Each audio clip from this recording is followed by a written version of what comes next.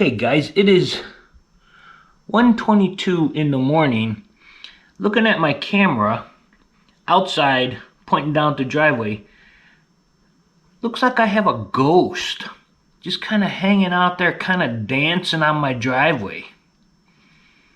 I have no idea what that is.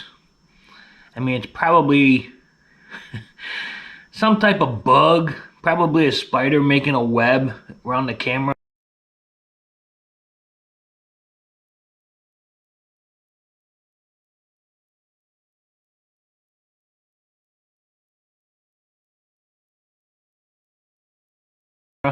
Oh, okay.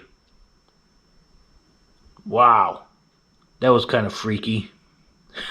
I have no idea what the heck just happened there. Wow. Okay, well, I was gonna go into this whole little story about a ghost or spider, but maybe it was something that just flew away and it just flew in front of the camera. Wow, that was so weird. That was so weird. Alright guys, later. Who was I to make you wait? Just one chance, just one man. Alright guys, this is Nickelback. A lot of people don't like Nickelback. I do. I love them. Anyway, what I'm going to do today is finally, I am going to change out these lights. I got the new bright, super bright white ones that I'm going to put in, and I did notice too I need to refocus both of them, because as I'm moving my stuff in here and starting to use this, I'm noticing that when I stand in front of the mirror like to shave or something, there's not enough light reflecting because everything is pointed away. So I need to turn the fixtures so that I have one light pointing down on the mirror, so that when I'm there shaving, it'll reflect off the mirror and it'll light up the front of my face. So when I'm shaving, everything works. So I'm gonna go ahead and get you set up. I'm gonna replace those lights. I got them right there. And they're the G10 little suction cup thing here. It goes on the light, twists out, pull it out, put the new one in, twist it in. I have a video somewhere on my channel on how to replace those. Anyway, I'm gonna go crank back up Nickelback here. There should be quite a few songs in a row because it goes in alphabetical order. And I'm gonna get going.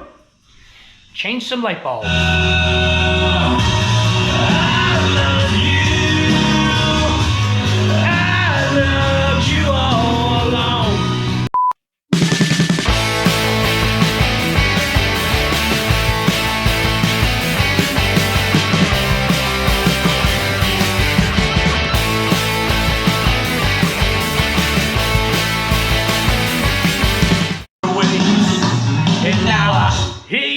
Somebody new. All right guys, that made a huge difference, and it's even still daytime and I can tell the difference.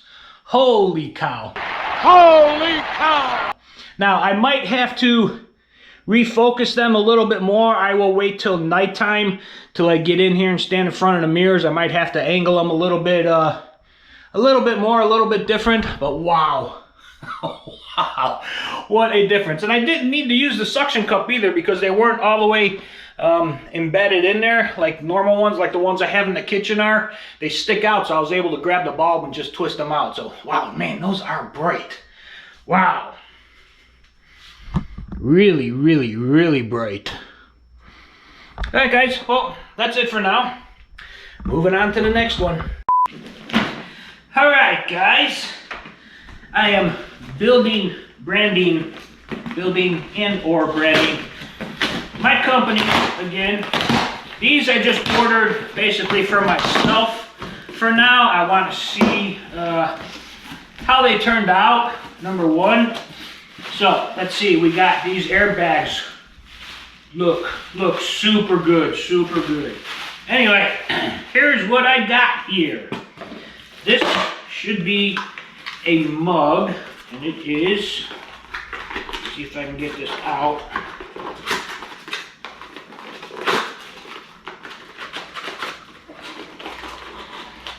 Maybe not. There we go. Look at that. Robert's V-Blog coffee mug. That actually turned out really good. All Alright, and then I got, this is a t-shirt for myself, and I will show you why here in a second. It says, Robbers Vlog Creator. So I can wear that and people know that I am the CEO of my channel. And then I also got a couple of these, which there's a couple people I want to give one to. It is baseball cap with my name on it, Robbers Vlog. Turned out pretty good, pretty nice. The silk screening looks good. That should last a while. Even on the shirts here, it looks good. The cup, yeah, that turned out perfect. That turned out really good. All right, guys. Well, I got a couple of hats here that I'm going to give to a few people. And actually, let's see here. See how it looks. I know I'm going to keep at least one. Probably going to keep two. Give the other ones away. I only got 5. I wanted to see how they turned out first. But yeah, I got branding my channel, getting the word out there. I am slowly growing still. I am slowly growing. So, that being said, I think tomorrow morning I'm going to do my coffee in my new coffee cup. But yeah, I wanted to show that to you guys. A couple samples I got to try to brand my channel here to maybe get some merch going as I get a little bit bigger for people, because I've had a couple people ask about some merch, but I don't have anything set up. I don't think I'm big enough yet to do that. So that's why I just got these few samples here. Kind of like a little sample pack just so I can see what they would look like in case I do want to look into this later as my channel grows. But anyway, guys, yeah, turned out pretty good, I thought. Let me know what you think down in the description, what you think of them. Anyway, guys, that's it for now. Later. What is up, guys? Came out here to clean my pool filter. Walking up outside the house, and looky there. There's a hole going through that wood finish into the house. Now, I don't know if it goes all the way into the house or not, or if it's just the wood there rotting. I don't know, because I know a lot of that at the bottom there is starting to rot out a little bit. But I got some elastio patch. I'm going to go up there and seal that up.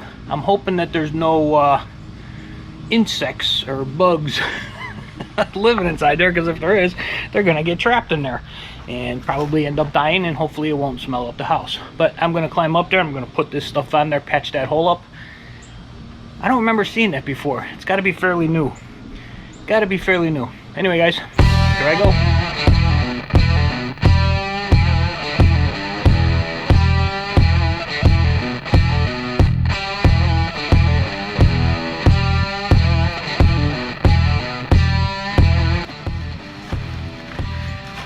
Alright, guys, you can probably see me now. Elastio patch, that stuff works really good. It dries really nice and hard. You can use it indoor or outdoor, interior, exterior. It dries almost like a kind of like a stucco type of finish. A lot of this is used on when they put in air conditioners, like in a garage. They'll put this on the outside of the cold air return and the initial cold air inlet to insulate it and pad it up. But yeah, anyway, that's going to dry up now. I don't see any other ones on this side. I will go check the other side of the house, but I don't see any. I'm going to go clean this up, and I think I'm done for the day. I've done quite a bit today. Anyway, guys, later.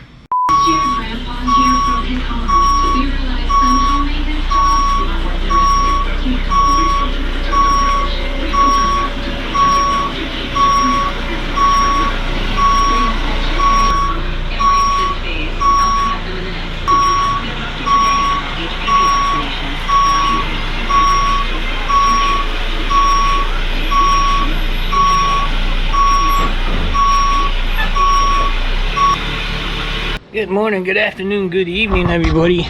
99 degrees today. It's probably even going to hit 100, they're saying. 106, 107 heat index. Crazy. This time of year, crazy. Anyway, I just backed the Mazda into the garage. I'm going to let it cool off a little bit because it's been sitting out here in the driveway for a little bit. There's a couple things I'm going to do today. And try to do anyway. I'm gonna pop that tire off to get to the compressor to see if I can see anything that's bad on that compressor, why it's not kicking on, maybe loose wire, stuck something. I don't know how deep I'm gonna go into it today because it's so hot out here, but so I'm doing it in the garage. And then the other thing I'm gonna do is I'm gonna try to finish running the wire for the dash cam up to the front, the one for the camera in the back. I need to run that through all of the pillars to get that wire up to the front so that I can mount the new dash cam onto the front windshield and get that set up. So those are the two things I'm going to attempt to do today, depending on how hot it gets out here. Like I said, it's 99 degrees and it feels like it, and there's no breeze, as you can see. Very little breeze. You can't even feel it. Anyway, I'm gonna let that cool down a little bit in the shade before I start diving into anything, and I'll bring you along when I do it. Later, guys.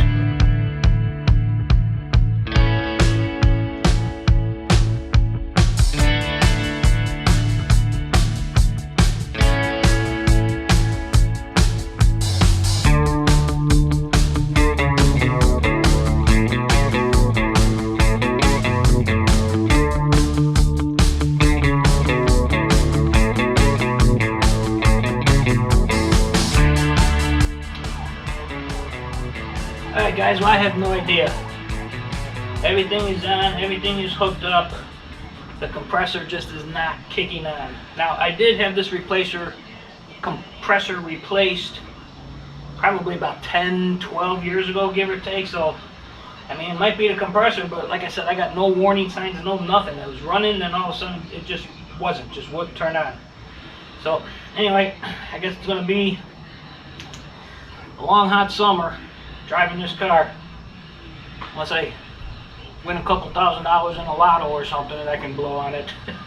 I don't see that happening. Anyway guys, that's it for now. I'm gonna put this tire back on. I'm gonna let the inside of the car cool down a little bit more before I get in there to finish putting in the dash cam. But I'll bring you along when I do. Later guys. Well, good afternoon everybody. It is another 98-degree day. There are some clouds coming in for the next pretty much week. Starting tomorrow, we're supposed to have rain every single day, all day long. The tropical system that's coming up in the Gulf is supposed to come over here, Central Florida, and stop and park itself for about the next 5 or 6 days. So, that being said, I'm going to be leaving town to get out of here. That's not why, but having a little family get together coming up weekend, so I'm going to be heading out of town for that. And anyway, I wanted to tell you, my Mazda here, been running fantastic since that new ECU got in. The AC ain't working for some reason. Compressor just stopped. Been going through that with you. I don't know what's wrong with it. I'm not going to get it fixed. It's like $2,000 to get a new compressor. But anyway, I also think that the fuel filter is clogged a little bit, and the reason I said it is because there's a lot of hesitation off of idle. When I go to it kind of hesitates a little bit, which is the classic sign of a fuel filter being clogged. Now, I bought this car in 2006. Had 44,000 miles on it. It is now 2024. It has 209,000 miles on it.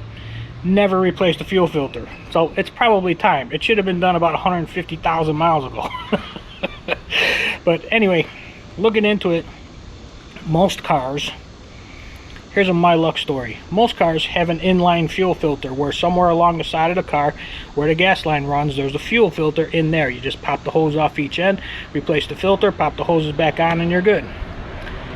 My particular car, the American made Mazda 3 from 2004, my year. Now, England's version and Australia's version have the inline filter. The American version does not. The American version, the filter is incorporated into the fuel pump, which is in the gas tank. So in order to change it, you need to drop the gas tank to get in through the top to take out the old fuel pump and put the new one in.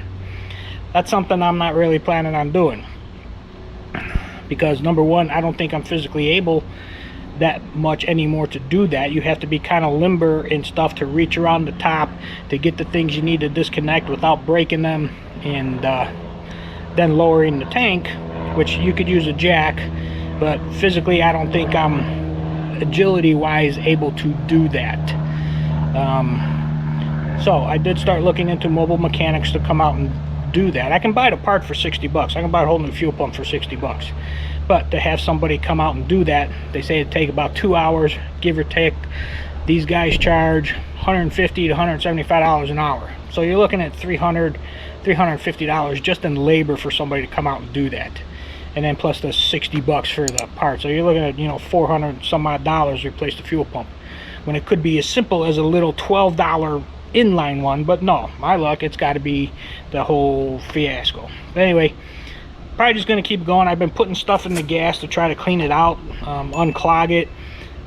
Seems to be working a little bit. I'm probably going to do it the next couple tanks to try to get it to clean itself out a little bit. I know it needs to be changed. Like I said, it's 150,000 miles overdue, so I know it needs to be changed. And it's partially my fault, because when I parked it for the ECU problem, I didn't think it was going to sit for 7 months, so I didn't put no stable or anything in the gas tank for it.